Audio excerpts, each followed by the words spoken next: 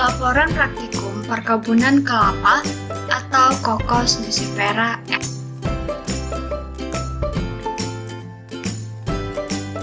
Latar belakang. Botani mengkaji semua aspek dari tanaman, dari yang terkecil dan berbentuk paling sederhana sampai yang terbesar dan paling kompleks.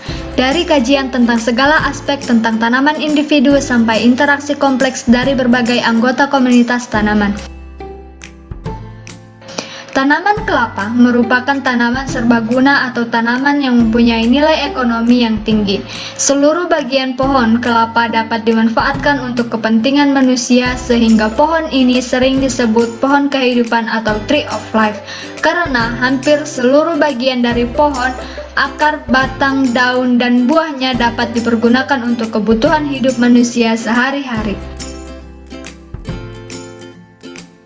Berikut adalah klasifikasi tanaman kelapa. Tujuan praktikum.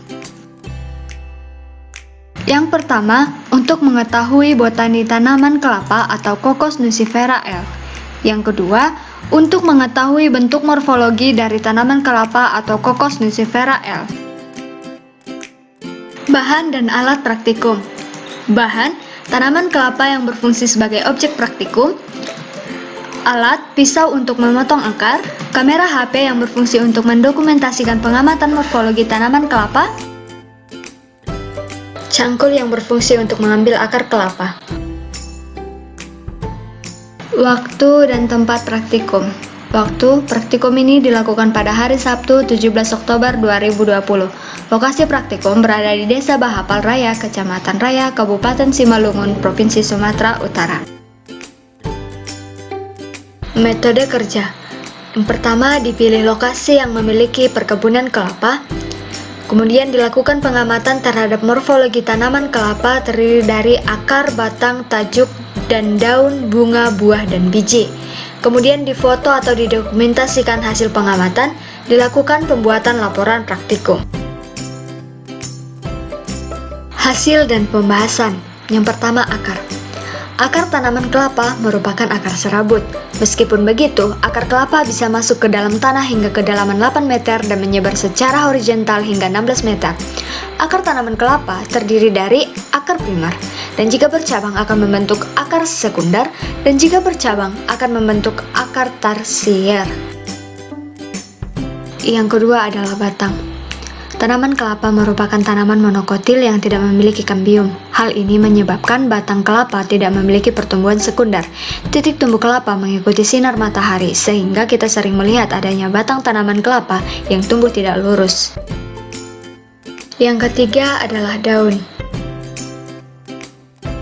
Daun muda tanaman kelapa berwarna kuning dan saat tua berwarna hijau tua. Daun kelapa terdiri atas dua, yaitu yang pertama tangkai dan yang kedua itu pelepah. Pada pelepah terdapat helai daun dan di tengahnya berlidi.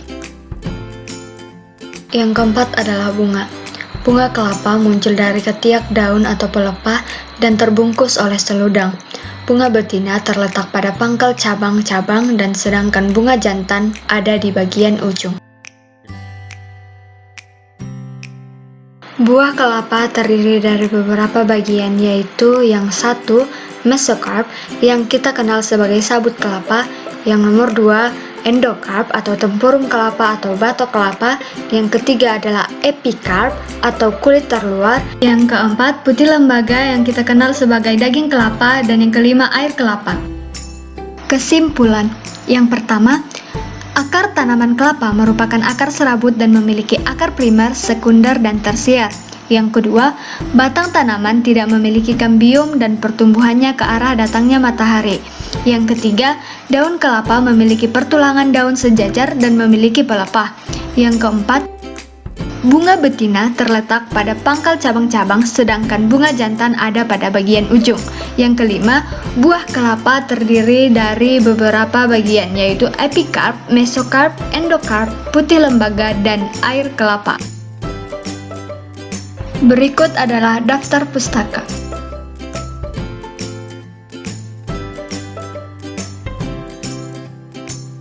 Thanks for watching.